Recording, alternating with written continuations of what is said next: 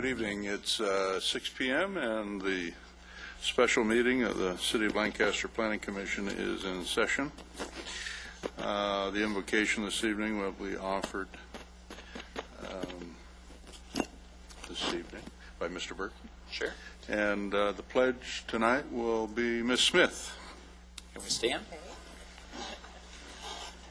All right, let's pray.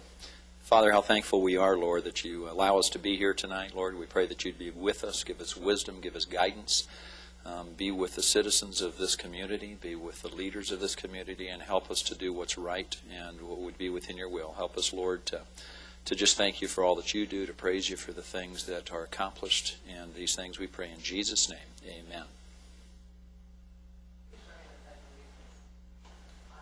Allegiance to the flag of the United States of America and to the republic for which it stands, one nation, under God, indivisible, with liberty and justice for all.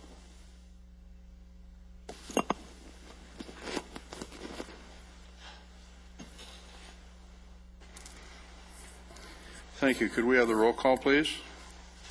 Commissioners Berkey, Here. Haycock, here. Jacobs, Here. Malley, absent. Vice Chair Smith, here. Chairman Vos, Here. Commissioner Irvin, absent. We have a quorum. Thank you. Tonight, this is a one-item agenda again. Before we get started, there is public business from the floor. If any individual can't stay and wishes to address the commission on any matter, we allot 10 minutes for that purpose, and anyone would have a 2-minute time frame to offer their comments if there are any. Apparently not, so we'll move to the purpose of the meeting. The purpose of this meeting is to review and a discussion of the citywide general plan update. The special meeting will provide an overview and discussion of the general plan policy document. We've been through the first 4 sections of the policy document last meeting, and we will begin, I believe, tonight with section 5, the plan for physical mobility. So, Mr. Luedeke, do you want to add anything? No, I think we can turn it over to Dave Ledbetter. If you're more comfortable sitting there to present, it's okay with us, David. If you'd prefer to stand, that's fine too. Whatever you're most comfortable with. Situation nowadays, so I don't think I'm turned on here.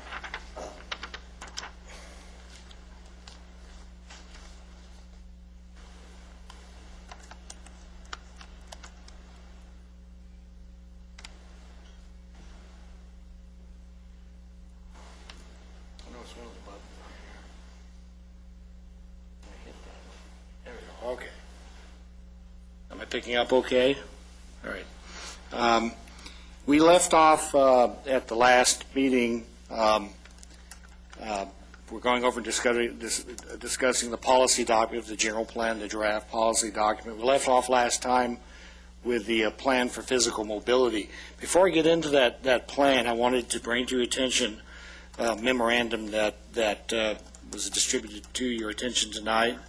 And per our discussions last time, staff has provided in tabular format the adopted general plan goals and objectives. And in fact, if you look at this table on the left-hand side, all of the goals and objectives of the adopted general plan are presented as they currently exist in the plan. And on the right-hand side is the draft. The draft representations of the goals and objectives. So you can go as you peruse through this, you can see where the modifications occurred or whether or not there were any modifications at all. Quite a few of them we didn't do any modifications whatsoever. But that's for your information. You can look through that as we're going through the remainder of the policy document. Very good. Thank you for providing that. The plan for physical development in essence, is really the state-mandated circulation element of the general plan. It contains all of the policies and action programs and long-term goals relating to transportation and circulation within the city of Lancaster, as well as a lot of regional policies that apply to transportation issues. Really, with regard to the major changes that really occurred in this particular section of the general plan, have to do with the drafting of the transportation master plan, which is now currently underway, and what happened in a similar fashion as we went through this process, what happened is in a similar fashion to what staff did with the Parks Master Plan, is we sat down and went through the general plan policies and decided what portion of those would best be represented by the Transportation Master Plan, as being that is the main implementation device for the general plan program.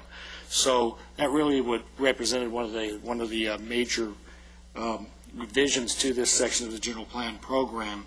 And so many of the policies, particularly the policies and action programs that were represented in the drafted or the current general plan have been transferred or rewritten within the transportation master plan. So I'll go ahead and I'll go ahead and review the goals and objectives for the plan for the physical mobility. The major sections that are contained within this area of the general plan are streets and highways, public facilities, alternative transportation modes, commodity movement, and air transportation.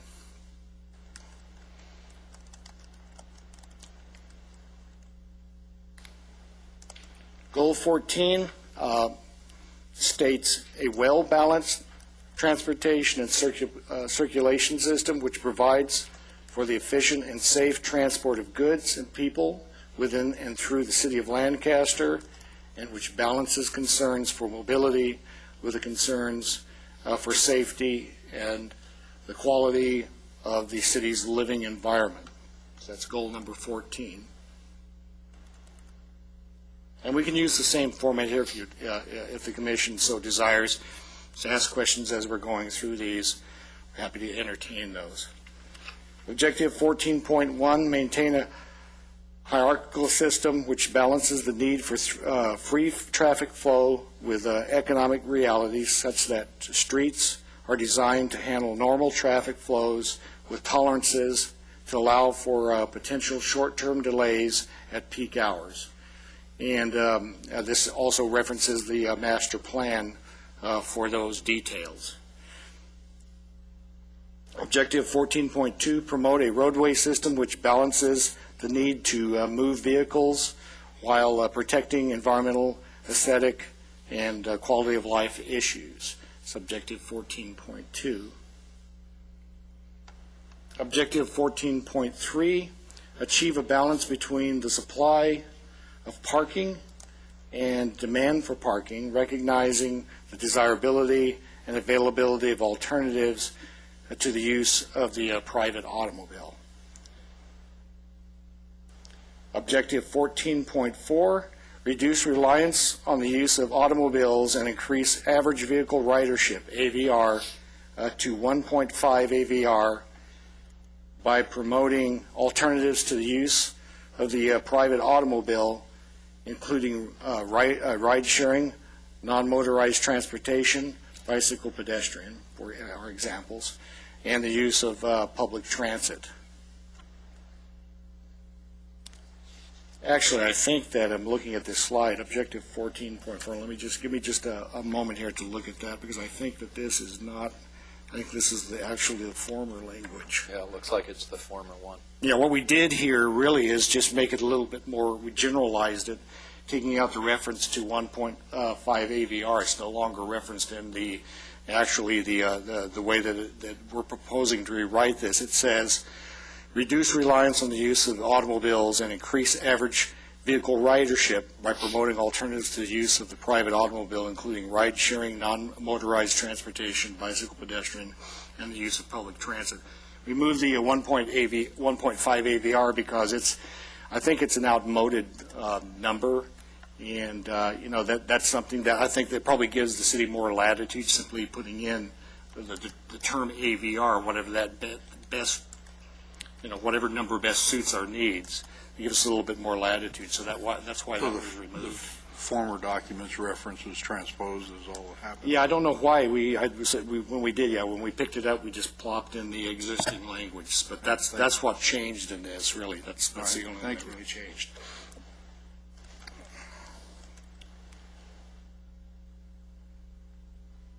And objective 14.5, ensure the availability of adequate means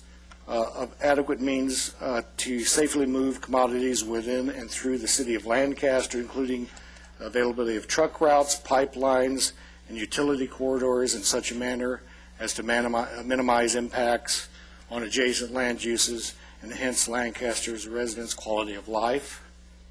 Objective 14.6, promote the expansion of air transportation services for passengers and cargo, and I believe that is the last one, right? So that's a quick review of the goal and objectives for the plan for physical mobility. We'll be happy to entertain any questions that you have.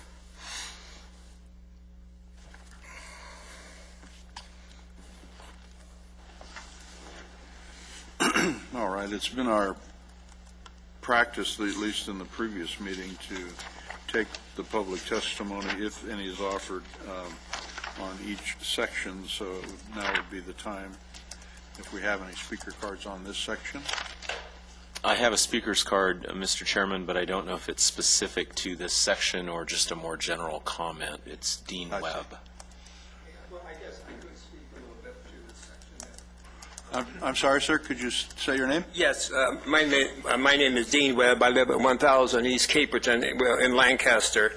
And I was going to make a comment from last week. It was stated by the city staff that there's been no trail system adopted by the city. So it seems like it sort of goes along with this part here, that if we're trying to reduce automobile traffic, that maybe you should suggest to the city that they look at adopting a trail system to reduce, traffic.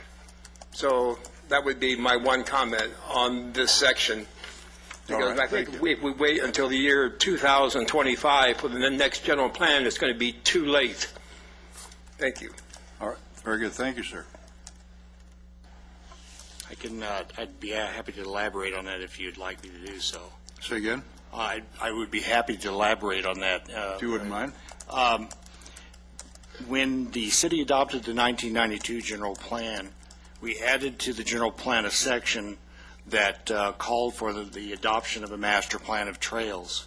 Also at that time, there was a map that was adopted that showed trail systems, actually within the general plan at that time.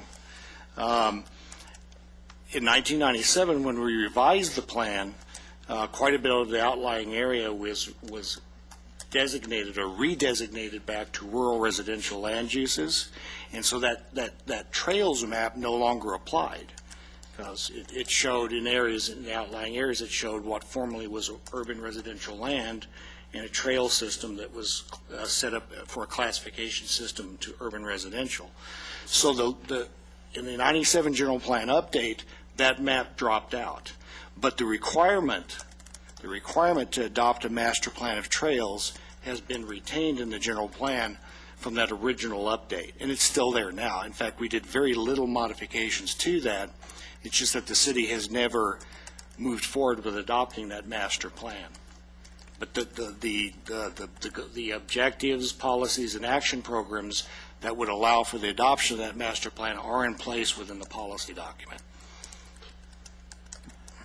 There were references and are references in the previous sections, I recall reading them as it relates to, besides trails, bike paths and other types of opportunities for transportation in the development process, particularly in the residential and commercial I don't recall, or residential and commercial, and I don't recall in the industrial, but is that correct? Yes, that's true. In fact, you'll find trails policies both within the plan for physical mobility and also in the plan for active living. And in both the master plan of trails or the master plan of parks, I call it the master plan of parks because the real title is so long-winded that it took me half an hour to get it out. So just a master plan of parks that was recently adopted. It was adopted in October of 2007. It contains policies and programs relating to trail systems within park areas. By the same token, the master plan of transportation will also refer to policies relating to bike trails within the right-of-way system. The important thing to realize is that the real implementing device will be the master plan of trails at the time that's adopted, and it will coordinate with these other two plans. In other words, it will go back and look at what's in those plans and coordinate with them at that time. But the real implementing device, kind of the overall device for the trail system, will be this master plan of trails, at least the way it's called out in the general plan currently. Thank you for your comments. Go ahead. If I'm not mistaken, didn't we talk about that at the last meeting, that this master plan would either be adopted shortly after the general plan was adopted? Did I make that up? Well, it would be something that we would expect would follow on the adoption of the general plan. And the city has not, as Dave indicated, adopted a master plan of trails. It has done a number of different things since the adoption of this general plan that have addressed alternative transportation modes. We've widened the right-of-way requirements on secondary arterials, for example, primarily to provide the necessary right-of-way for a dedicated bike lane on those. I think where we have not done as much is in the issue of what I would call off-street or trail systems that are I forget what they call them, Class 1 or something like that, where they're kind of standalone, things of that type. We are, however, working right now on the Amargosa Creek area from the fairgrounds southward. The city, as you're aware, did a pretty extensive off-road system next to Sierra Highway along the railroad tracks. I think, though, a master plan of trails would give us a little bit more certainty in terms of standards and give us the ability to target areas that we think are more appropriate. Would it be fair to say that trail systems might lend themselves to much larger development projects, larger residential specific plans and that type of thing? Yeah, and actually, even looking at that, as an example, the Del Sur Ranch project that I think was brought up briefly last time, when that was given its most recent revision, part of that revision included an internal trail system that connected recreational facilities that are proposed as a part of that. We've been a lot more open with the development community in trying to get those. At the same time, because the Parks Department has indicated more of a willingness to look at smaller neighborhood parks, we see, I think, more willingness on the part of the development community to look at their own trail systems that would connect to those public facilities because they recognize that as an amenity and a selling point for their project that helps differentiate it. So I do think the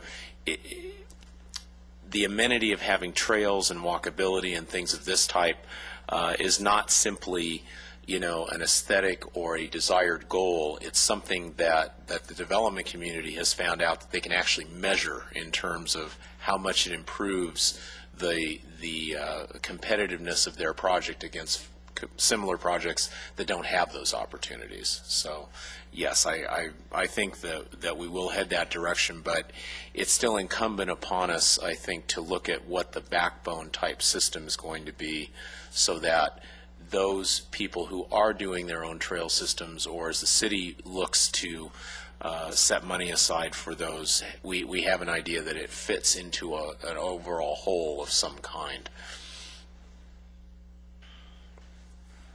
Thank you for your comments. Anything further? Did that help you, Mr. Webb?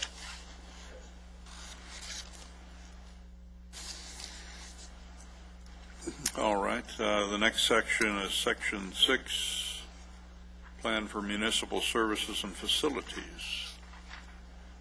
I'd like to actually, if I may, turn this section over to Chuna Ng, who's the assistant, or the associate planner, who's been promoted, associate planner for advanced planning. Very good, thank you.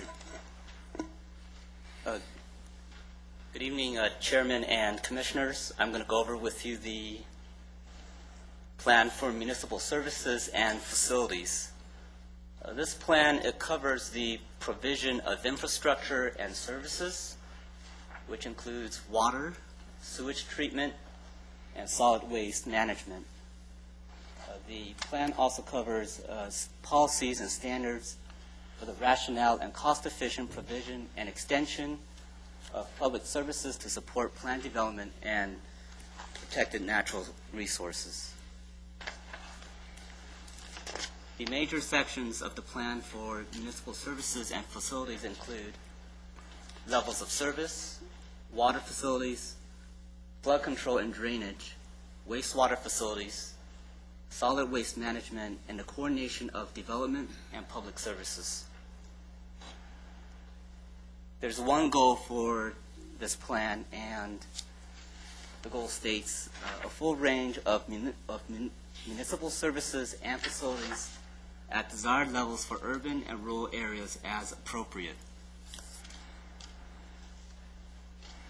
Objective 15.1 says achieve and maintain the following levels of service, and there's a table under Objective 15.1 for each of the facility and services provided, which includes streets, sanitary sewers, sewage treatment, water systems, flood control, police protection, fire protection, paramedic services, parks and recreation, libraries, schools, and other public buildings and facilities. And these are objectives determined by the purveyor or the agency respective to the service that is provided. And as part of the general plan update, these standards have been reviewed for their adequacy and cost effectiveness. And implementation of these objectives would be included in the policies and specific actions.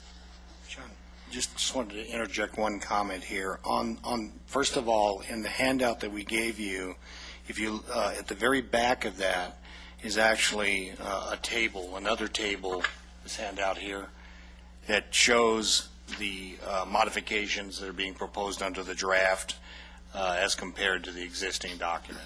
Just because this is criteria contained within Objective 15.1. So it's at the very end of this document. And secondly, I wanted to note that under Parks and Recreation, the word at the end of per thousand should be population. That was inadvertently left off when we compiled the draft. So that should say 5 acres per thousand population under the Parks and Recreation standard. Is there a table that shows where we are now? I'm sorry? Is there a table that shows where we are now compared to what these goals are? Yes, that's in the very back of the handout that we passed out tonight. The It's very last two pages. The last 2 pages, right. 11 and 12, looks like. Interesting, and the police protection, there was no modification, but I think it's recently been reported that the Sheriff's Department's response time is much improved over this standard. I want to say that they had set a sooner response time, I think, is their objective. I don't know that, I wonder if these are coordinated. I don't know. My memory is kicking in here for some reason. And when I asked to where we are now, I meant what is reality now compared to this. And it looks like what we have is the adopted plan compared to what the draft plan is. But neither one of those is reality, right? Those are both goals. Yeah, again, this isn't a long-term objective. And you're right, this has not, as it exists in the current draft plan, that 7-minute response time has not been modified. Right. That's something that, with further discussions with the sheriff's department, that may need to be, but as of right now, it's being proposed as 7 minutes average response time. Right. And I think they're achieving that now, actually. I think statistically they're achieving that. Are you asking for benchmarks then, like maybe benchmarks to gauge? Yeah, what reality is now, so we know what type of improvements we're looking at. If, for example, on fire protection, we're looking for 5-minute average response time. Is our response time right now 5.5 minutes, or is it 10 minutes? Any idea what that is?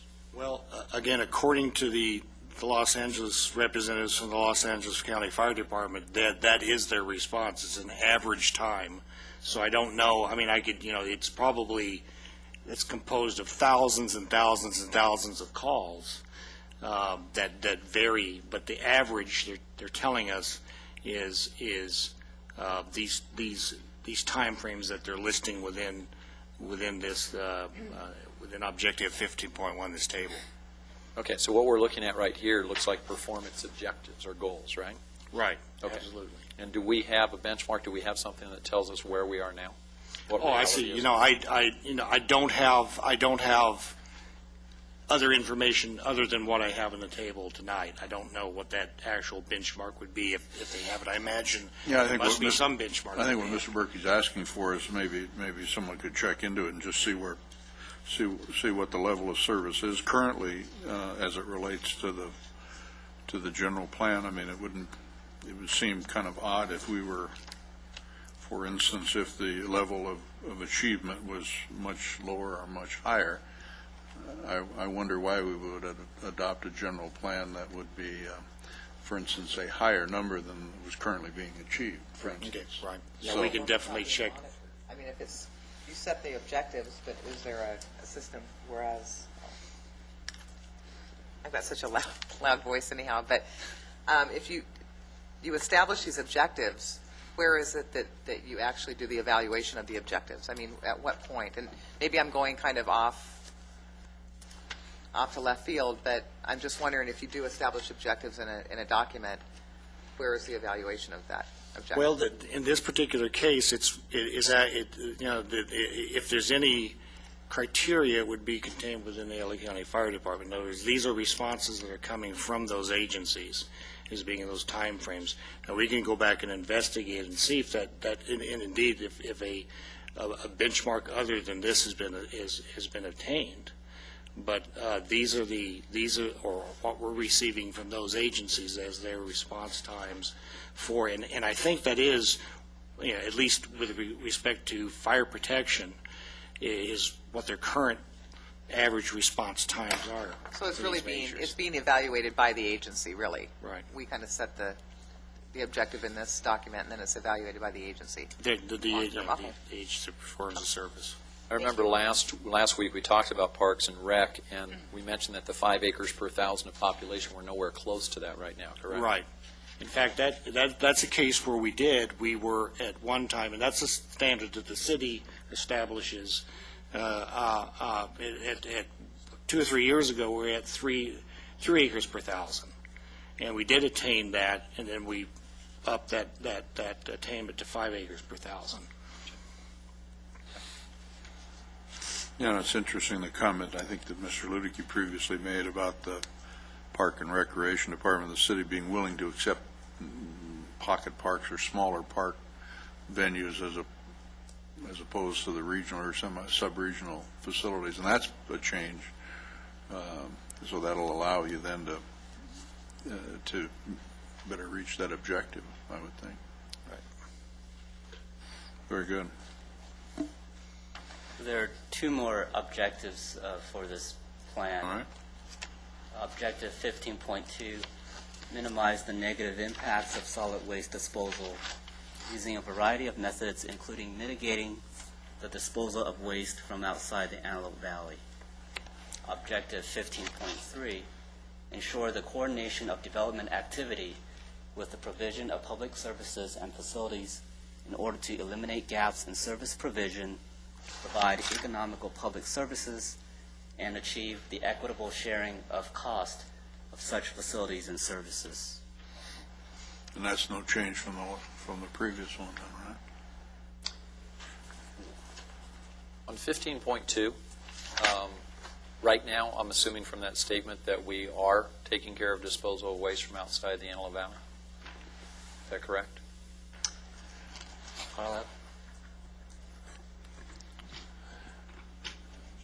Yeah. Yes, it is my understanding that Waste Management receives solid waste from the area outside of the Antelope Valley. Not sure the exact amount per day, number of tons per day, but they do. Okay. Maybe about 1,000 tons a day. Okay. And obviously economic benefit to us, taking care of it. No. No. The landfill is actually in the county of Los Angeles. I will say that one of the things that we are looking into to deal with that might be a waste energy conversion instead of just landfilling it, but that's something that we're looking into for future.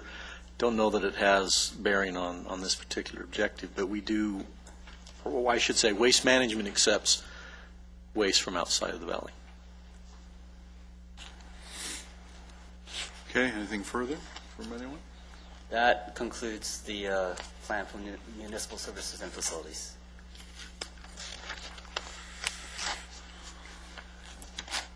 Thank you. All right. Are there any comments then on the Section 6 that we just reviewed from the public or from the members? Hearing none, let's then proceed to Section 7, Plan for Economic Development and Vitality.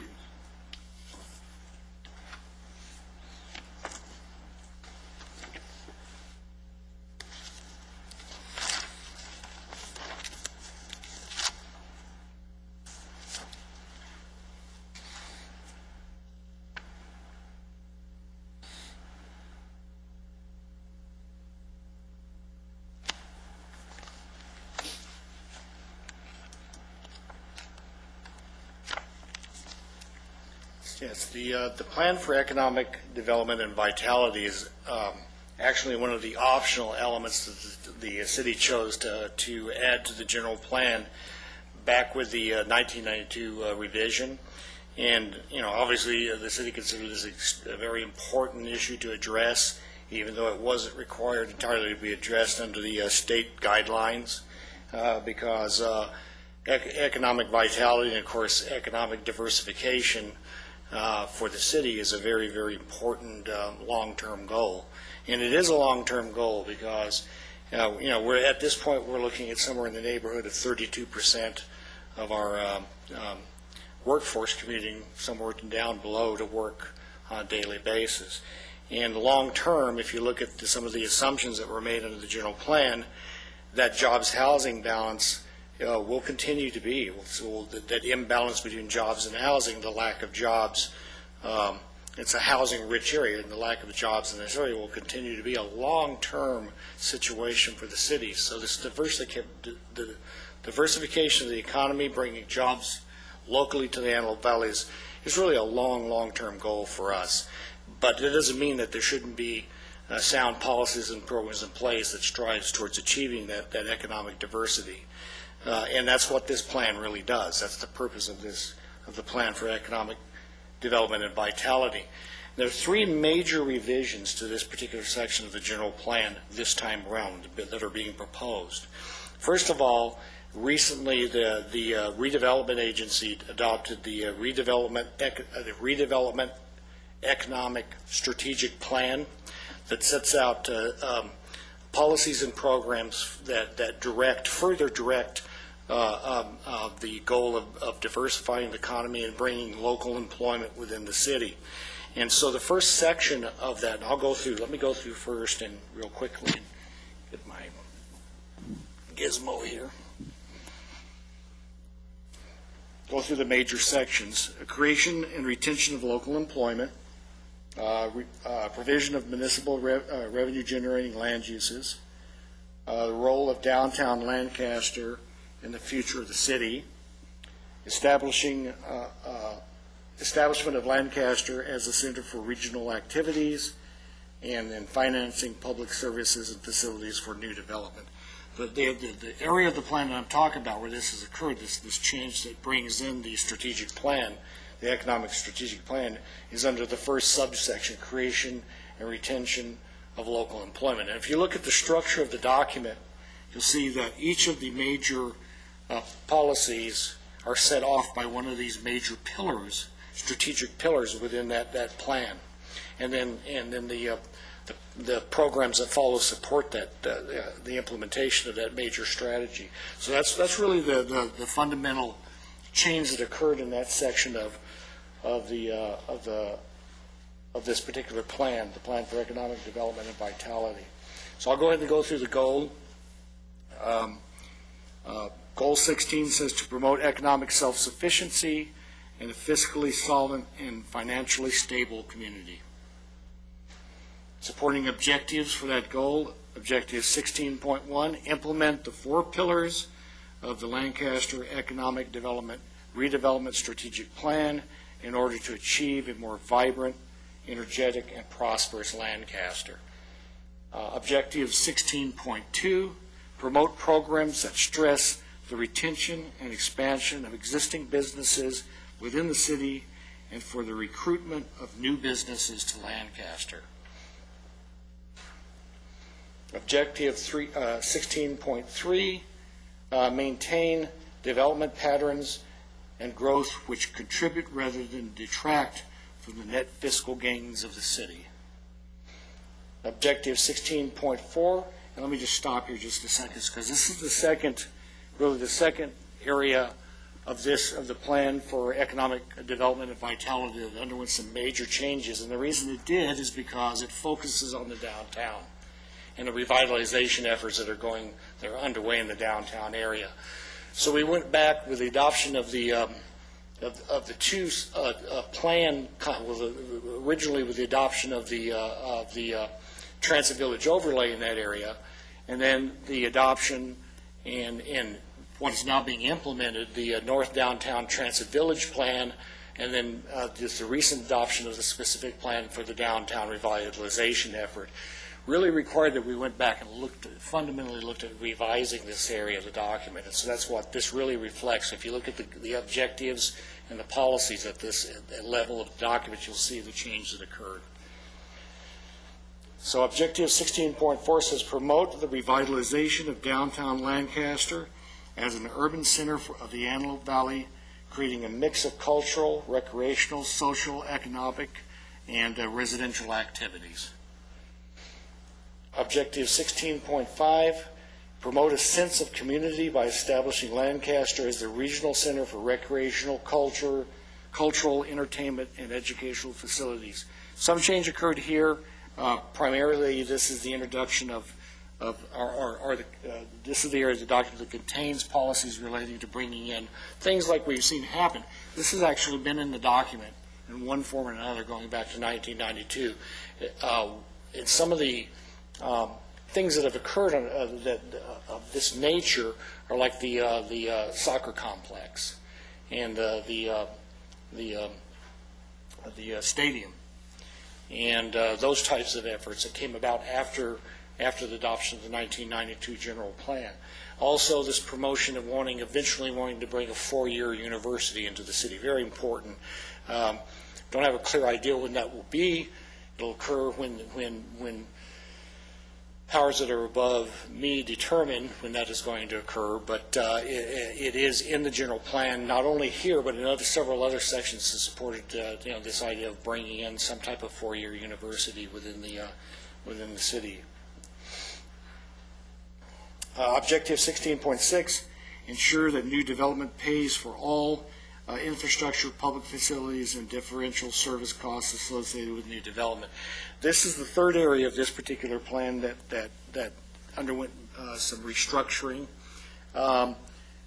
The two previous general plan updates, actually the 1992 general plan, added in the foundation for what became the urban structure program, which is the fee impact policy and program, and The objectives and policies and action programs that supported the urban structure program were contained in the general plan. So it provided the foundation. As the city is beginning to look at revising those systems, the new general plan, and phasing out the urban structure program, the policies and programs that reference that are no longer here. They've been rewritten. So you won't find the urban structure program referenced in the draft general plan any longer.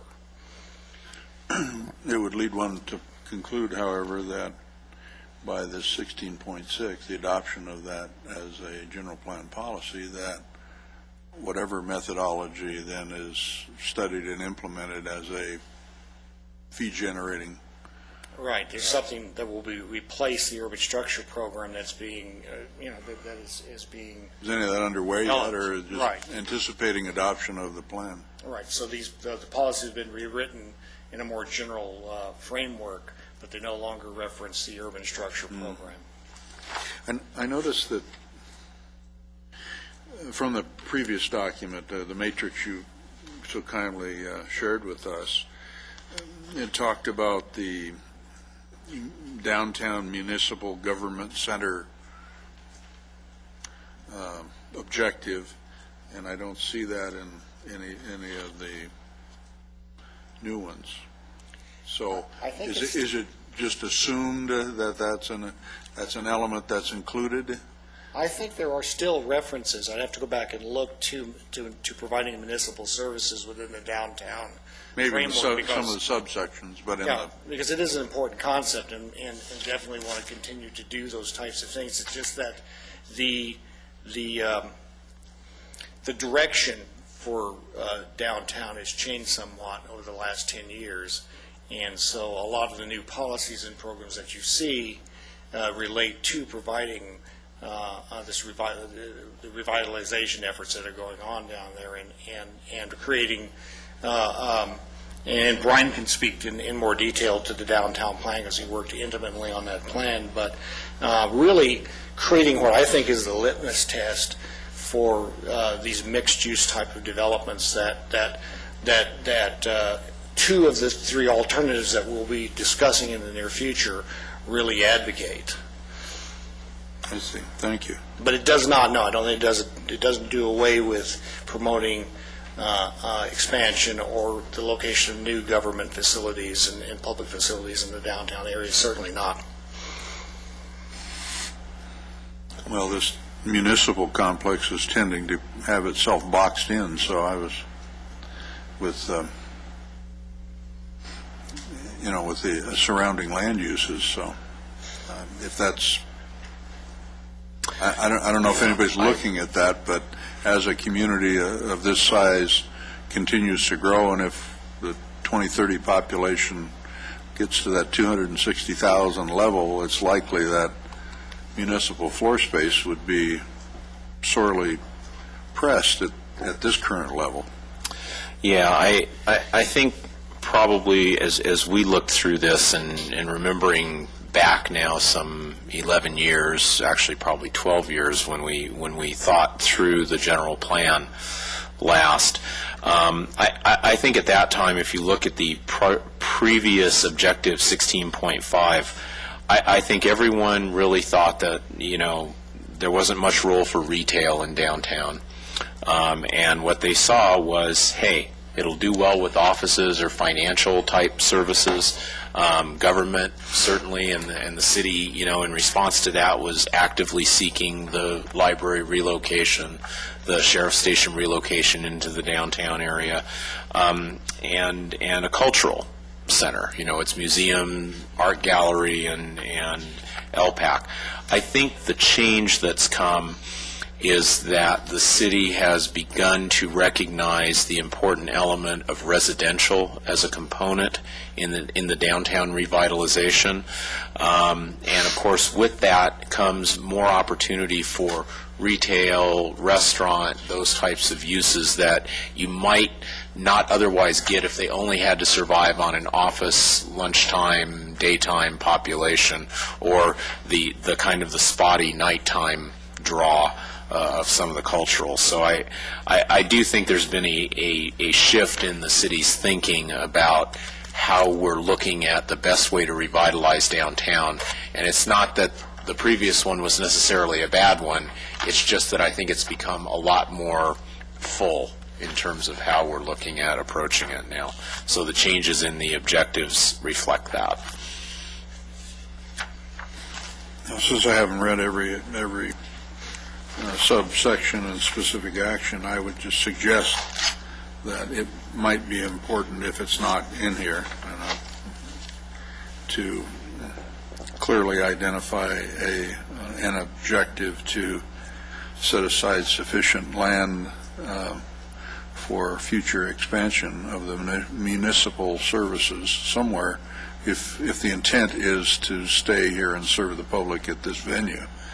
It may not be. But again, that if we're going to look at a 20-year plan, maybe somebody ought to think about that.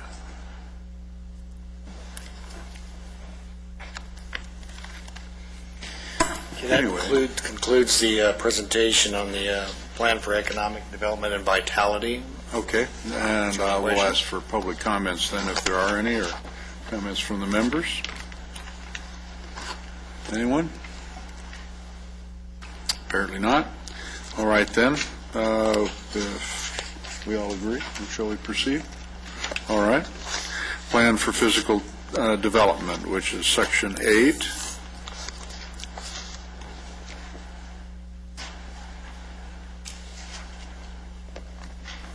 The Plan for Physical Development really embodies the land use element of the general plan.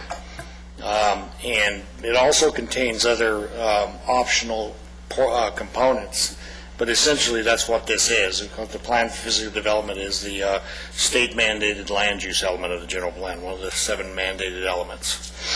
And the sections contained within the Plan for Physical Development include define land use categories, land use patterns, community design, and interagency land use coordination. And the biggest modification that has occurred within this section of the general plan document is the introduction of the subsection called community design. The former plan contained a section called community form, and I think at the time that the 97 general plan was being compiled, and certainly when we held sessions with the Citizens Advisory Group at that time, community form was an attempt to approach a community design section in the general plan. It was a step, I think, in the right direction, but we needed there was a general feeling that needed to go further, and so that's the attempt to do so is embodied in this subsection called the community design subsection of the Plan for Physical Development. Goal 17 of the Plan for Physical Development says to establish a variety of land uses which serve to develop Lancaster into a balanced and complete community in which people live, work, shop, and play. Objective 7.1, and this is just let me read the objective. 17.1 says designate adequate land for a balanced mix of rural and urban residential and non-residential uses. And this is just part of the table. I don't think it's, well, maybe it goes on here, but this table is, I believe, table 8.1, I'm not mistaken, within the draft plan. And this really lays out all the major land use categories that are covered on the general plan land use map. It defines those categories and lists either a density or intensity of use with respect to each of those land use categories. So if you look at this table, it shows all of different, it has a description of each of the major land use categories that you will see on the map, including the new one, which has been added to this table and to at least 2 of the alternatives, not the no project, the existing map, but the 2 land use alternatives that you will be looking at in the near future, which is the mixed use land use designation. So are you going to go over those for us this evening then? I can do that if you'd like. Certainly can.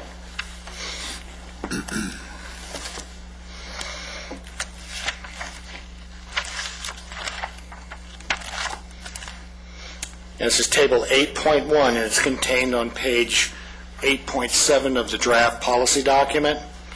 And you can see on the left-hand side, it identifies the letter designation for the land use designation, and then it defines them in the second column, and or gives the definite or the full descriptor, and then on the right-hand column is the definition of each of those land uses. Now, the first several at the top of the table relate to residential type land uses, and just go one step forward further regarding this. These are general plan land use designations, and sometimes there's confusion between land use designations and zoning.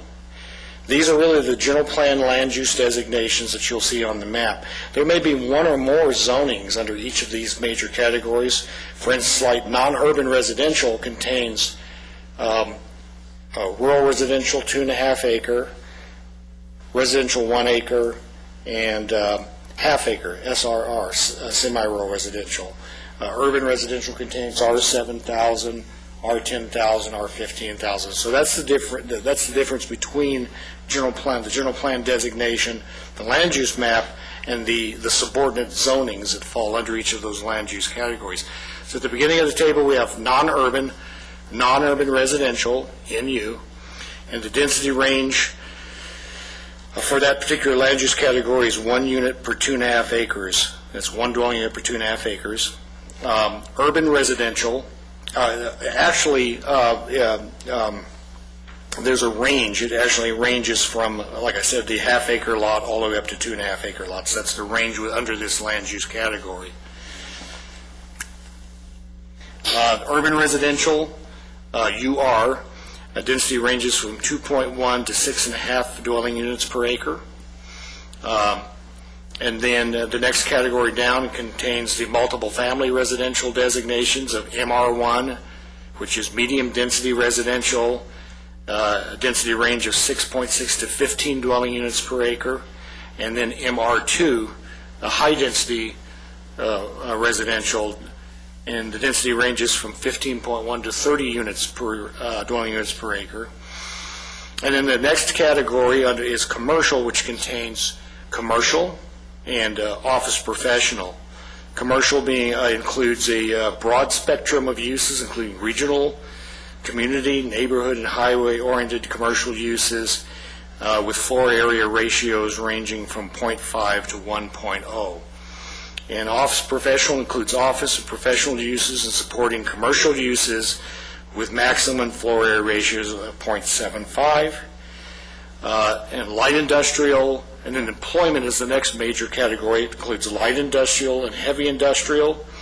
Light industrial being clean, non-polluting industrial and office uses with supporting commercial with a maximum floor area ratio of 0.5.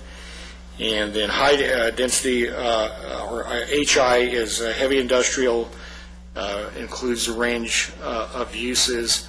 It's more restrictive than the light industrial. Obviously includes heavier types of industrial uses, maximum floor area of 0.5, a ratio of 0.45, or 0.5. Could you comment then on the ratios and how that applies? Right, that's actually what the ratio is, simply the amount of the lot that is covered. In other words, you might have, and it could be, you're really talking about multiple stories. Really, a lot of what restricts what can be developed in a piece of either commercial or industrial, particularly commercial land, is the amount of parking that's available. Obviously, the more building floor area that you have, the larger your parking requirement is going to be. So somewhat parking limits. Depending on the use. So, for instance, you could have 100% coverage on a commercial lot. Right. But you can only have 75% 5% coverage on an office building. Right. What if in our 30-year plan here, someone would propose an office building at 100% coverage with a parking garage? Well, that's a possibility. Right now, that really is not something that you often see because it's quite expensive to do that type of, because you don't normally need subterranean parking. You have to excavate that land to build that. That's However, something- we are looking into the future, and I don't think it's beyond the realm of possibility to consider that. Yeah, no, it is not. And you might have that sometime in the future where you had that kind of a situation. It's not something we see. So that would then, for instance, if we carried the conversation further, that would require then the commission to consider a general plan revisions if it was outside these parameters. Right, and that's something that you can do, maybe in a way in this, but that's something you can do under the amendment provisions of the general plan. You can come back and look at that, without having to do a full-blown general plan update. On the annual amendment process. All right, you wouldn't have to necessarily do it as an annual amendment, but. Yeah, I don't know. One of the things, Dave, and I'm trying to think back in the memory, we have the ratios in here because state law basically requires that you define them. But is it an average? Is it across the entire designation throughout the city? In other words, could you have a situation where somebody does, as Chairman Vos is suggesting, but it's counterbalanced by the fact that in other maybe less intense areas, they don't come anywhere close to the maximum floor area ratio of 0.75. Maybe that's something we ought to look into and define what we mean by that, rather than saying on every single site, that's the maximum. Because I think, is particularly if you get into some of these more mixed-use areas, the possibility of a parking garage and a more intense use, I think, is certainly a possibility. Well, and previous objectives that we discussed, and I'm paraphrasing again, I can't quote them exactly, but we're talking about infill projects, talking about encouraging the development of the urban core, if you will, of the community. It may be worth the conversation, certainly. Right. Some of the smaller lots and assembling those, areas to create a venue for a professional building that may require, tuck under parking or underground parking or a parking garage. Who knows what somebody may create or wish to create anyway. Yeah, I agree. That definitely is a possibility. Thank you. And I think and also with regard to we are introducing new concepts like mixed use and consideration of applying form-based codes, which may end up that would be the perfect situation for that type of. The downtown specific plan gives you all the flexibility you need. It's outside these parameters. Right. Right. Well, outside the parameters of the zoning ordinance per se. Right. Okay, then the other categories that are listed on this page include public and quasi-public facilities as high health care, and then this category called public, which includes things like administrative buildings, public governmental buildings, and service facilities, schools and educational institutions, and then a category for open space, which includes not only open space areas and parks and so forth, but also cemeteries and other related uses. And then the specific plan. Let me ask you then, on the H designation, you talk about assisted living residential type facilities. Are we saying then that this type of venue would not be appropriate in a urban or a MR1 or MR2? I don't think currently the way the zoning ordinance defines it, it allows for those types of uses. In fact, we have some assisted living arrangements in those uses.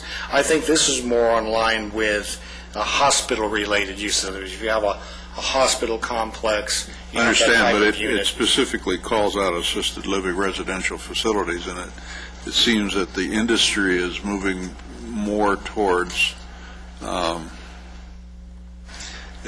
residential type location with the amenities, the parks, and the kinds of things you typically find in the residential area, as opposed to, quote, commercial area that you typically find a hospital in.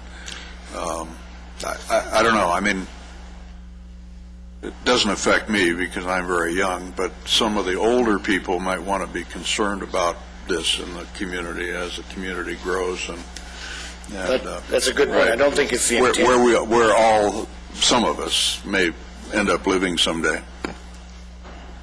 I don't think it's the intention in any way to limit those types of facilities to just the. It's probably worth looking at, I think.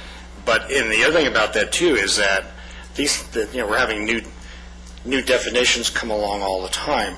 I mean, these things are recreating themselves, and new products are being offered. So we need to be flexible with regard to how we accommodate those types of uses, because we are going to see a lot more of them, obviously. Yeah, it seems to be a pretty strong industry element now in development, and I think there might be some value in exploring whether we ought to put some kind of additional language in the MR1, MR2 to indicate that those types of living arrangements would also be permissible under certain circumstances there, just to give us some additional authority when we do in fact approach that. So I think it's a point well taken. So. Okay, then the final two categories, specific plan, which currently exists. There's a wide application of specific planned uses within the city. We have the Foxfield Corridor specific plan, which is more or less industrial related. And then we have the recently adopted Amargosa Creek plan, which is a major commercial. We also have some smaller existing specific plans in the city that are residentially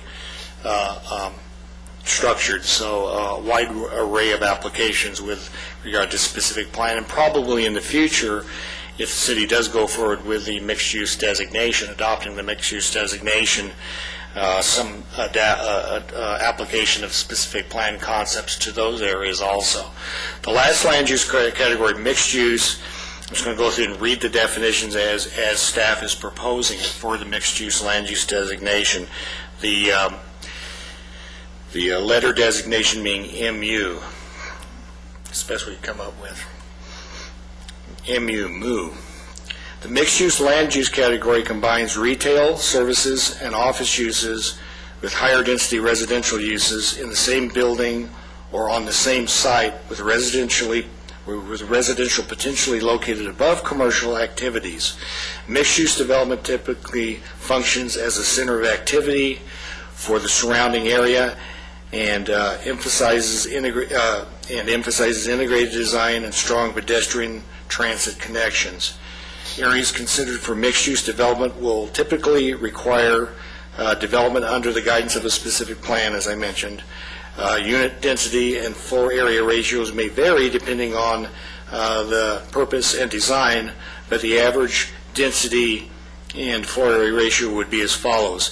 Average density, 21 units per acre, and average FAR would be 1.0. And that is all of the definitions and all the categories contained under the proposed general plan. All right, very good. Thank you. A couple of things, Dave. Do you have any questions from No, I've got members or from the public? Comments? Brian has a couple. Go ahead. Oh, as usual, I have comments, Go which ahead. I think are important to keep in mind. Number one, reiterating the goal that heads this up on Goal 17. I think it's important to recognize, and of course we've proposed no change from what's in the general plan right now, but that is the goal of the general plan that clearly states the city's vision for itself. It doesn't want to be a bedroom community. It doesn't want to simply be a residential place forever. I think it's important to note that the adoption of this means that the city expects to get a mix of varieties of land use types and things that are not only common in suburban type settings, but also more urban settings. And I think that's an important thing to keep in mind as you go through this, because we quite often hear from people who say, well, why would Lancaster want this or that? And if you look at it in the context of a looking at that complete community, that balanced community approach, I think that's an important thing to remember. One other thing that it's not in here specifically, but and I don't have an answer for it right now, but it's something that's kind of come up as we've watched the residential market sort of morph in some different ways. We have a number of areas within our city that would qualify as infill type residential sites that may not be appropriate to designate for a moderate or a high density residential. However, maybe one thing that we ought to consider, and maybe it ought to come out in the final draft of the plan, we've had some internal discussion about this, is there a way to encourage the use of those for infill residential product that may not meet the standard single-family zoning applications, but may be very appropriate in areas where we don't want to encourage necessarily a higher moderate or high-density residential, but somebody needs a density more than the 6.5 units to the acre that the single-family designation gives, or the residential designation gives. So is there some consideration for moderate density instead of a medium density? There might be, what I'm thinking is there might be a need to look either in policy or something of that type that says if someone looks at doing an infill type residential project, and I don't know how to define that yet, but maybe they ought to have the ability to access a density of, say, 8 units to the acre, which actually you can still do very nicely as a single-family detached product, but not having to go through and try to designate, MR designations in areas where you inadvertently give people the opportunity to go to 15 units to the acre or something like that. Just a thought as we look through it. Well, if the general plan land use map then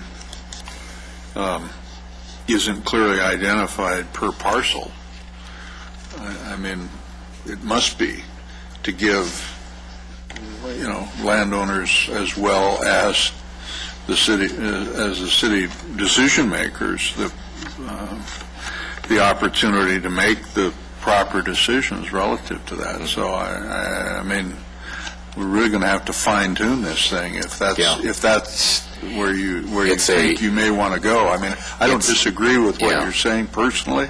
I don't know about the other members, but and I don't have the answer right now. It's just something that over the last few months has kind of come up time and time again, where there may be residential product and types that would be appropriate in a single-family area, but you don't necessarily want to give a moderate density residential designation to those areas at the same time. So it's. I think we can all recall the concerns that have been expressed over the years at this venue and the city council venue relative to 15 to the unit acre projects and 30 unit to the acre. The assumption is, gee, it says this to that. Well, the highest must be the guide then, and that's my expectation as a developer, landowner. Yeah. And if I'm the neighbor, I'm going to have to assume then that that's the expectation in the neighborhood of an infill project. Well, right. I'm not sure if that's real. I'm not sure the neighborhood, the public, understands that as is what the outcome could well be. Yeah. So anyway, just kind of to tell you, I'd appreciate any thoughts that you, as a commission, may have on that. I think it's something that we as a staff are still going to try to knock around a little bit too. Is that something we could, if we don't discuss it this evening, is it something we maybe could come back to at our next meeting and pick that up? I think it could well be a discussion that could take a little bit of time, so. Right, well, we're going to have to, and maybe some examples in the community that we could talk about. I agree. We've defined the urban, quote, urban core, right? From 70 to or the urbanizing area as it's referred to. M, or whatever that is, but infill in that, is there infill at 60th Street West, or is there infill at Jackman? I mean, what are we talking about? It's a good point. Yeah, we're going to have some of the same discussions, I think, as we later on go through the land use map about the appropriate locations to designate mixed use. And I'll tell you in advance, you will probably have some people who will talk to you about that, and we're going to have to think that out pretty soundly also. So not trying to get off on a rabbit trail here, but just realize that once we get through kind of the policy document, there's going to be some additional application issues that we will have to think about as how appropriate some of this is. Appreciate your comments, Brian. Actually, along the lines of that Brian is talking about on this next goal and the supporting policies and action programs, there are some, and if you look at policy 1821, it starts out encourage appropriate infill development, and there is a specific action, 1821C, and I'll just briefly read that. It says, amend the zoning ordinance to allow and encourage the development of housing on infill sites designated and zoned for urban density single-family residential use through a residential plan development, RPD, process. The provisions of the zoning ordinance shall establish development requirements to ensure that the integration of the infill housing with the surrounding area, and allow for the development of a density of up to 8 dwelling units per acre without requiring an amendment of the land use map or a zone change. So that provision is there, and definitely we can discuss that more and get into that particular issue as we get further into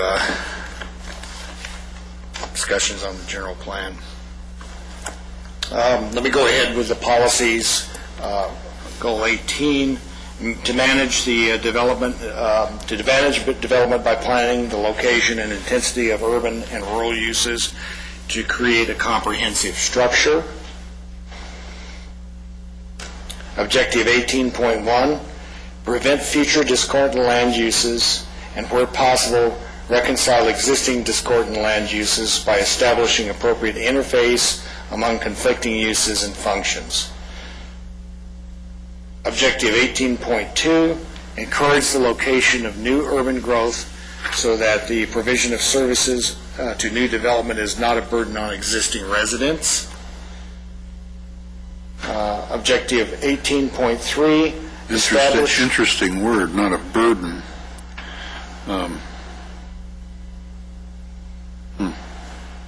And that's no change from the previous objective, is it? I don't think there's any, no, I don't believe there's any language change there. Interesting word.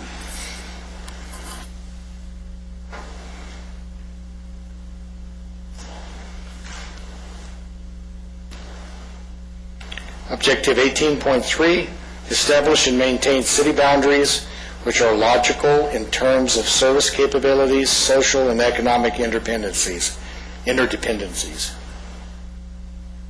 This relates to annexations. If you look at this section of the document, it's talking about annexations.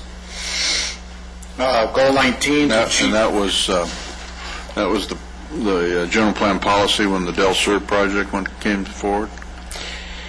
No, it was not. There were no. In fact, there were little or no annexation policies in the document at that time. Most, if not all, of the annexation policies, except for what we're proposing to modify this time around, were introduced in the 1997 update. Yeah, and I think it's important to note that this particular policy and the specific actions that are in here actually came out of a council-adopted policy in regards to annexations, where by the early 90s it was pretty well recognized that in some cases the benefit to the city versus the cost to maintain roads and other things that weren't in great shape to begin with maybe meant that we ought to take a more careful look at some of the annexation approaches. And so I think that what you see here is a pretty good reflection of where the council's thought process was at in the mid-90s. And I think it's still pretty relevant even today.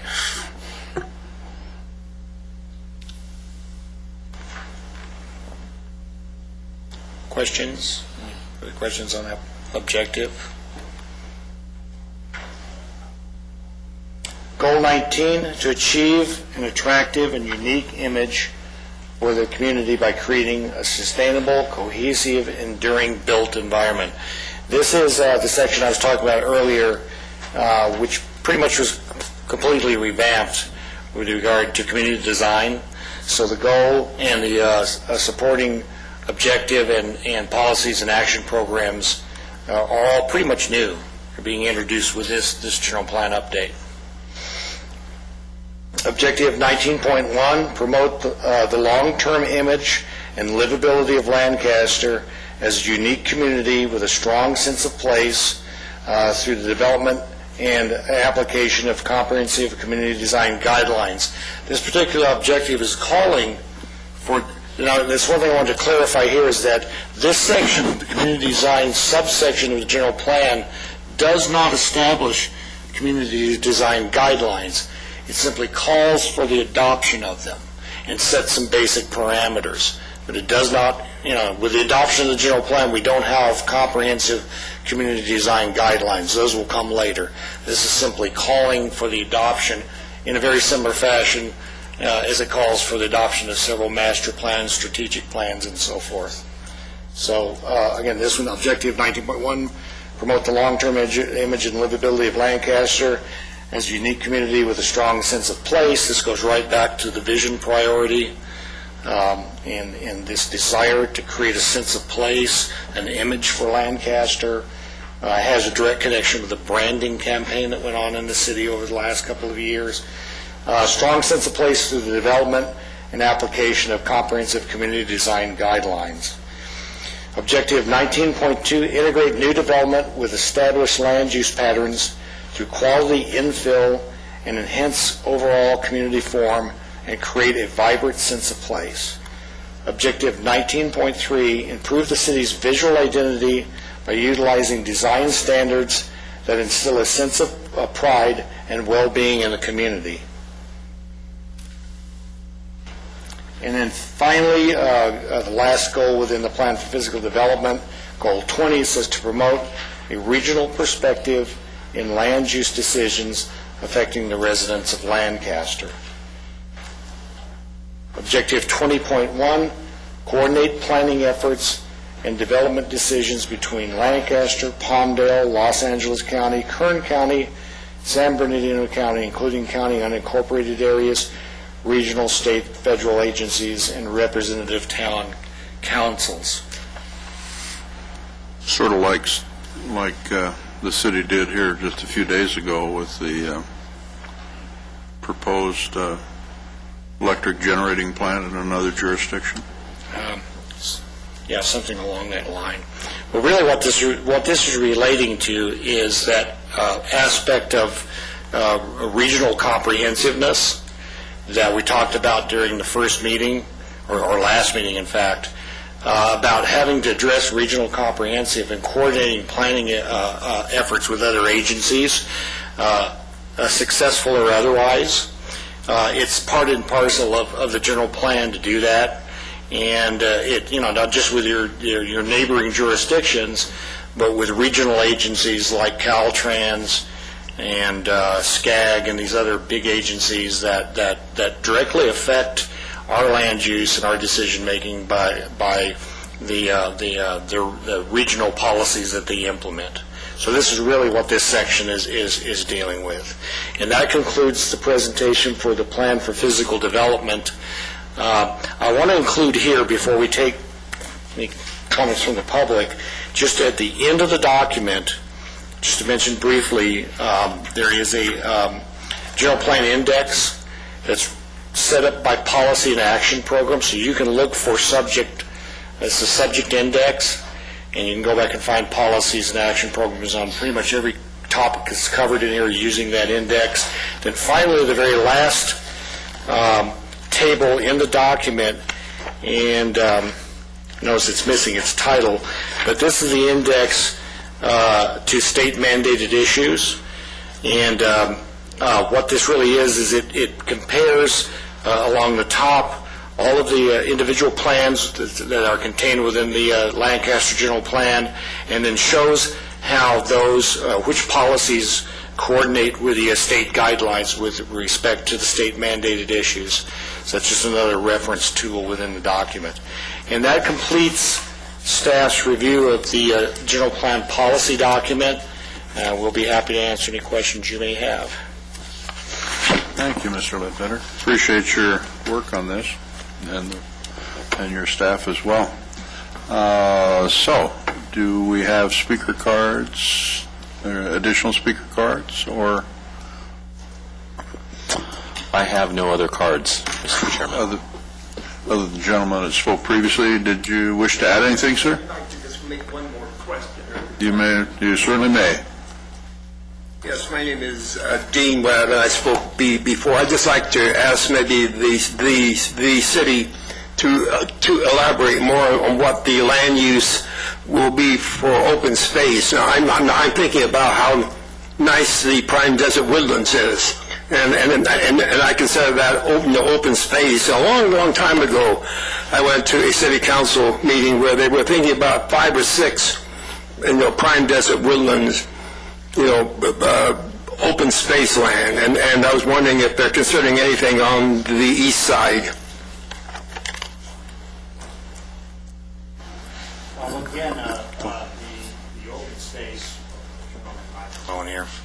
the open space land use designation, as it's currently proposed under the new general plan, it would include parks and recreation facilities, existing parks, are both existing parks and any that are planned under the master plan of parks. And it would include also, although it's not identified here specifically, but any other types of open spaces you have, like the prime desert woodlands, and also some areas where you have like basins, whether those be joint use type flood facilities, and those types of uses, along with adding in cemeteries and other areas that are related to those types of uses. That's pretty much the gambit of the open space requirements. The master plan of parks, as far as recreational facilities, is really the guiding document that sets out where the programs that are going to occur within the city of Lancaster. What we did, and you'll see on all 3 of the land use alternatives that we will bring forward. Well, let me backtrack just a little bit. With the plan, with the no project alternative, which is the existing plan, it's called no project alternative just very briefly because that's what CEQA calls it. It has to be included in the environmental analysis. That is the existing plan. So any of the park sites that were adopted under the master plan of parks are not shown on that particular map right now because it's existing plan. If the city were to move forward with the existing plan, let's just say we went forward with that, that's the one we chose to move forward with what we're doing now, we would go back and add those as amendments to that plan. The other 2 alternatives have all of the master plan parks on them that were implemented or that were adopted as a result of adoption of the master plan of parks. So all of those sites are shown on the two new land use alternatives that you will be seeing at one of your upcoming meetings. Yeah, And those are shown both on west and east side. New sites are shown both on west and east side of the city. Yeah, to add a little further to that, I think it's important to note the plan where the city either has ownership and control of a particular site, and we've, acquired that for the express purpose of parks or open space use, that will be shown on the plan. Similar situation, for instance, where we have an approval out on the west side, the applicant has agreed to provide a park site within that. That would also be shown as an area where that would be provided. What we really can't do, however, is go out and on private land simply designate open space on a private land use or a privately held land area. There are some real legal challenges to doing that. So in order to fully answer Mr. Webb's question, yes, we will designate those areas that clearly have already been acquired for a particular purpose. However, we're not really in the position to speculatively kind of say, gee, we think this area would be great to have as open space, so we've just designated it as that, which could bring a surprise from the landowner. I may be mistaken, but Mr. Webb, was part of your question concerning the protection of natural environment? Yes, it was, yeah, because I was thinking, the city is putting aside, $700 every time that there's a land being built on, so could that money be spent to actually buy open space? Yeah, it certainly could. Where the city chooses to buy that is really at the discretion of the city council. Thus far, they've only authorized spending out of that fund once. That was for the acquisition of approximately 130 acres, as I recall, in the vicinity of the Poppy Preserve. And in fact, the city has recently completed the agreement with the Santa Monica, I guess it's called the Mountains and Recreation Conservancy, and is moving forward with them on the actual acquisition of that. So yeah, that is a possibility. Very good. That would also apply to the public. I'm sorry. I'm sorry to interrupt. In answer to Mr. Webb's question, is there anything planned on the east side? There isn't at this point in time. I know I should say not within the city's urban area. The city has been attempting for a while to try and identify areas, particularly to further buffer the perimeter of Edwards Air Force Base, that could also be used for alkali mariposa lily or other habitat set aside, and the use of the biological mitigation fee for helping promote that. Thus far, we haven't been as successful with that, but we're continuing to work with a couple of different groups on that. You had mentioned that last meeting as well. And Mr. Webb, I'm curious, did you have an area in mind that you wanted to put up for consideration for something like this? Well, at one time, and there's quite a bit of housing development, but out around 20th Street East and Avenue K, there's a lot of Joshua trees there. I think part of the challenge there is that's probably privately owned property. It is now, yes. There is one other element with relation to the open space, with respect to preservation of natural areas, and that's the county's significant ecological area overlay that's part of their general plan. And for instance, the Little Rock Creek Wash is an area that is designated as an SEA, and the general plan does support maintaining that as a open space area. And often as the development process proceeds, the environmental reviews bring issues forward that need to be addressed, have to be mitigated, or whatever. Their opportunities could present themselves over time. The P designation as well, the public agency designations, I know you've solicited the public agencies and asked them for input relative to their projects. So as we get to the final adoption or recommendation of adoption of the map, we'll probably want to make sure we've got, hopefully get everybody's land in the P designation that we know about at that time, huh? Correct. Yeah. Yeah, and as is often the case, those agencies are always looking for land to acquire for their particular facilities, and we expect that, periodically we have to go through and pick those up too. So the school district is much the same way. So since we've completed the policy document, then our review so far, and I at least the presentation of it, would you be prepared then at the next special meeting, which would be at the end of this month, to talk about the one issue relative to the MR area? Would that be enough time, or would you?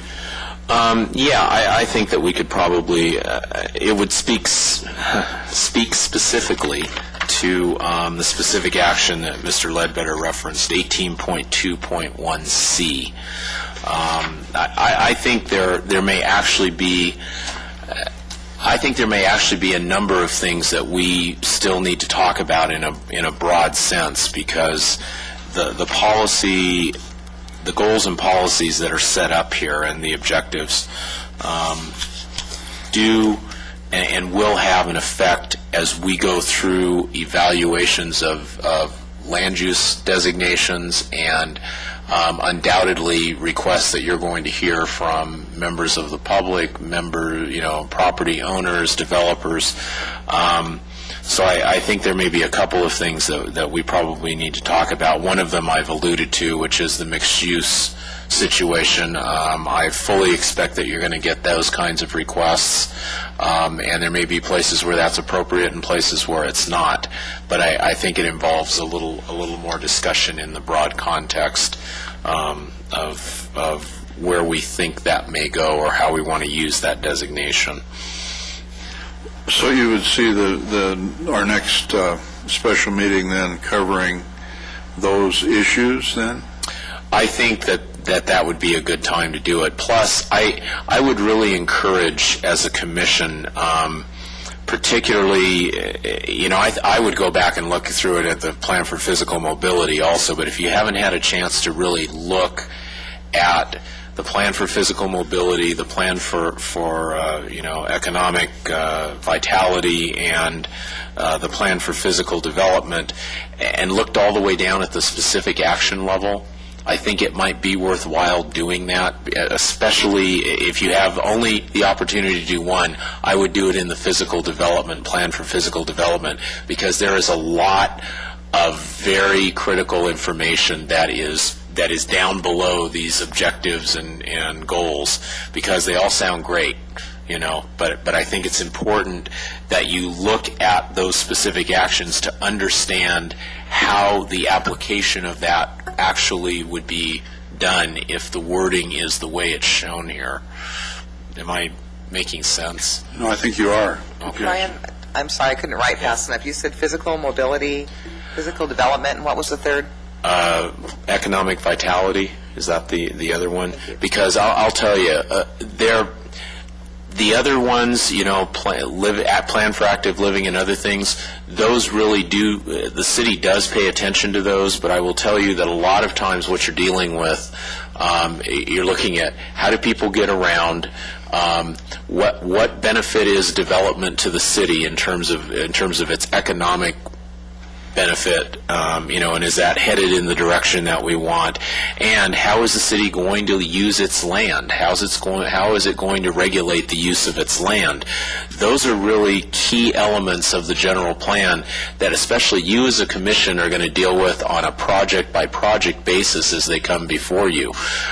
So I think it's important that you spend some time looking at that and if you're uncomfortable with a specific action or you're not clear how we're looking at applying something here. I mean, it may look great as a goal and pretty good as an objective, but by the time it gets to the specific action, you may be going, wait a minute, is that really something that we want to do? That's one reason I called out the issue of the infill development scheme. You know, because you may or may not be comfortable with that approach, and I think it's important at this stage that we talk about those things if you're not comfortable with them.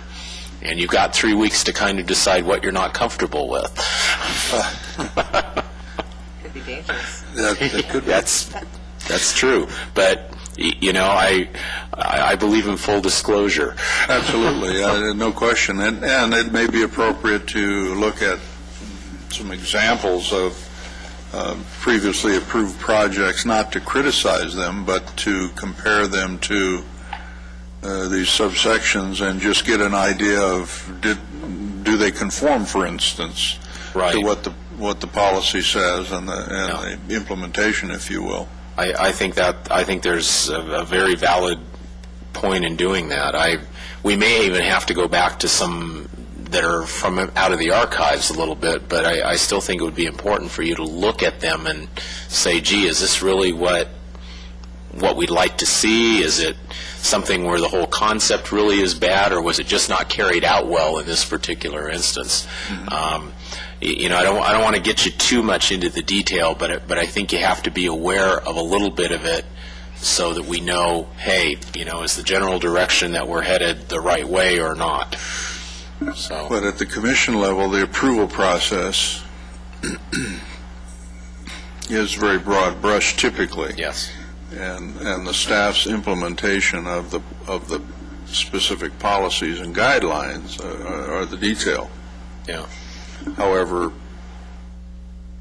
true. But as an example, picking on my own infill housing thing, which as you probably can tell, is something that I think is very important to think about. I've sat here enough evenings where people have gotten up and say, you know, they're looking at a specific development proposal and they're saying, how on earth could this have occurred? And you're going, well, the general plan that was adopted says this is something that we're trying to encourage. And then they go, well, gee, who thought up that? So I want to make sure that, you know, you're aware of all of those intricacies before you know, package it all together. And I'd rather know earlier rather than later if there's something that really gnaws at you or something that says, gee, Brian, I'm not sure about this. Well, for instance, when you have a series of MDR1 or MDR2 developments, and you have an infill in that, and it's not unusual to have in this city or any other city for that matter, in this high desert, pockets of undeveloped land in between an MDR of something. And then someone proposes a density similar to the neighbors on both sides. However, maybe down the block or across the street is a single-family zoning, and you fill the chamber with folks that aren't too pleased about that. Well, you know, what other use would be appropriate? That would be my question to myself. What other use would be appropriate if you have 6 MDR projects in a row and one blank property in the middle of it? It seems like poor planning to make it single family, detached or something. I mean, that would seem to me to be inappropriate, but that's my own opinion. So if it conforms to the general plan, then you know, maybe the flexibility is within those types of uses that you pointed out could be applied. However, if I'm the landowner, my expectation would be, why can't I be the same as my neighbors? Why can't I develop like my neighbors did? And I don't think that's an unreasonable position for a landowner to take, do you? No, I don't. But, you know, as an example, looking again at the one infill issue, what the specific action calls for is it says, hey, amend the zoning code to allow someone to go through an RPD process, which would have to come in front of you anyway, and say, hey, I can go up to this number of units to the acre without requesting a zone change or a general plan amendment. I guess, I just want to make sure that in the context you guys would be comfortable with that kind of an approach. Someone says, hey, how can they do this without requesting a change of the zone? And you say, well, within the general plan, we thought this was an opportunity that ought to be given. It's not a horrible increase in density beyond what that zone would allow. But at the same time, I don't want to kind of skirt these issues. I want you guys to be aware of all of them. So that's why I'm suggesting that you do read and look at these. Well, since you were talking about rabbit trails, I mean, you could go down the rabbit trail that says... Oh, I could go down them all day long. Every development requires a conditional use permit, no matter what it is. So everything gets a public hearing, and everybody gets an opportunity to talk about it. I don't know that, at least for my part, that's where I'm interested in going, that's for sure. Yeah. I guess I'm just trying to call out things that would be deviations from, that doesn't sound right, they would be different than what's currently done. So I want to make sure that you guys are aware of that. I don't like surprising planning commissioners. So do you think then on the 26th? Yeah, I think we can be prepared to talk about the specific issues like that. And I would encourage that if there's something that comes up between now and then that you say, hey, I'd like to talk about this a little more, just let us know so that we can talk about it. 27. Because pretty soon what's going to happen is we're going to kind of slide into the dealing of the land use map itself. And, I want to make sure that you're comfortable with the basis for the map. So the way it stands now, with our future agendas, the 13th would be our normal briefing. The 20th would be the regular Planning Commission meeting. The 27th then would be the next special meeting where the topics will include what you've just described, plus whatever else you wish to add. Or what you, as a group, may wish to add. From our review of as the you look at document it, so you far. may want to say, hey, I want to talk about this a little more. That's our homework Yes. that you've assigned to us. Thank Yes. you very much. You're welcome. So that'll be our task then, to come back and be prepared to discuss in detail, if we choose, any of these categories that you've outlined for us. Then, at the subsequent meeting is November 3rd. We would likely then be discussing the maps. Dave, does that sound like a reasonable approach? Yes. From your timing? Yes. Yeah, in fact, I think that's pretty good scheduling, actually. Okay, so if that's the case, I noticed from the website, just an observation, the news release on the city's website talked about the initial meeting and what the commission was doing. There was no subsequent news releases, if you will. There are agendas, but the agendas are, very broad brush. So maybe it would be appropriate to advertise, if that's the way to say it, to the community that these are the things we're going to be talking about. So I fully agree with that. I think, and I can think of people who are kind of waiting for some of the discussion that you're talking about to happen. So I think they ought to be apprised as early as possible about the projected topics for those Right. meetings. So if you're comfortable with that agenda and the commission members are, then our November special meeting would be discussing the map, the mapping, if you will. And then we don't have another special meeting until December 1st. Yeah. Well, there could be plenty that would come out of that first November meeting that Right. would give us plenty to do between. Right. between Well, that I mean, and I that. think that's probably a good break. The month is probably a good break, assuming we get participation. I think sooner or later you are going to get it. Right. Yeah. Well, I'd rather have it sooner than later. I mean, if we're, Yeah. I would prefer not to back up if we can avoid it. But again, if the public wishes to participate, they certainly won't. We want them to, and we want to encourage people to participate. So my guess is that folks who represent various organizations in the community would become aware of the meeting in November. For instance, the Building Industry Association and the Right. Association of Realtors and other public agencies, possibly.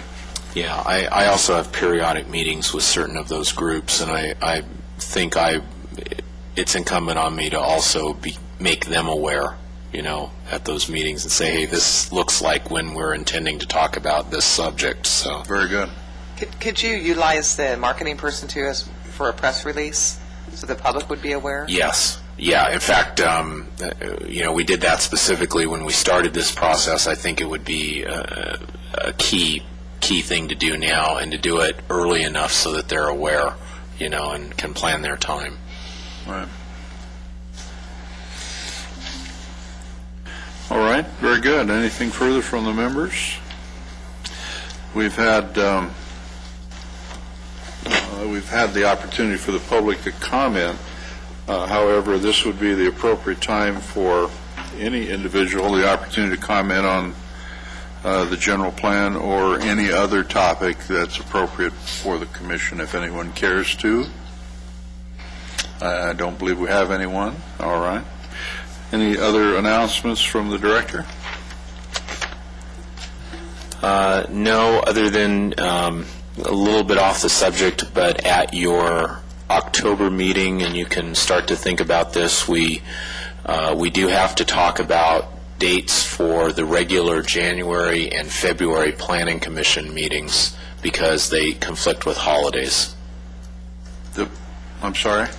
The third Monday of January and the third Monday of February are both holidays.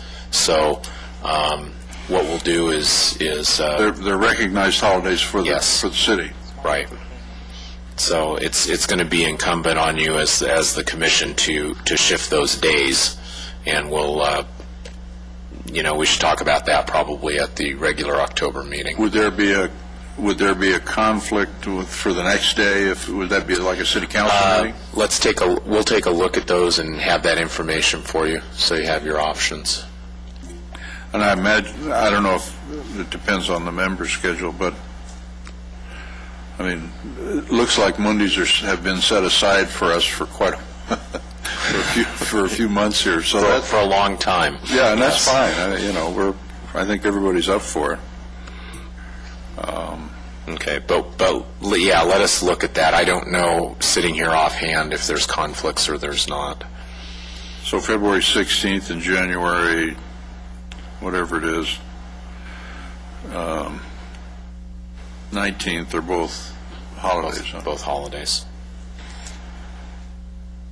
Okay. All right.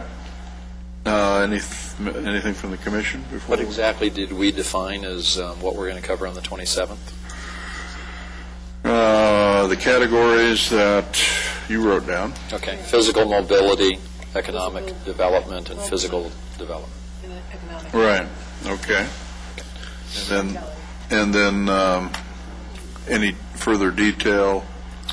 Yeah, we'll comb back through, and if there's issues that I think warrant a little raising for your potential discussion, we'll do that. Actually, I'm assuming, besides those, I mean, if there's anything else in the document that flushes out, I mean, might as well deal with it. Yeah, I think it's the appropriate meeting to do that. Before we get into the mapping issue, I mean, we've got to establish at least some consensus. Well, I want to make sure you may not be in total agreement, but at least you have an understanding of what the document says before we move to the map portion. So the ultimate recommendation then, whenever it happens, sometime February probably, I guess, the way it looks, or thereabouts, then would be the adoption of the policy document as well as the a land use diagram that goes with it, your land use map. So it wouldn't be appropriate then to do them separately, you do them all together. I think you do them all together. Okay, Yeah. very good. Okay. Anything else from the members? And we've had an opportunity for the public to speak. Is there anything further from the public? Nothing? Okay, very good. So we are then adjourned to our regular study session, which is Monday, October 13th at 5:30 p.m. in the large conference room in the Planning Department here at City Hall at 7:50 p.m. Look at that. Very good. Thank you.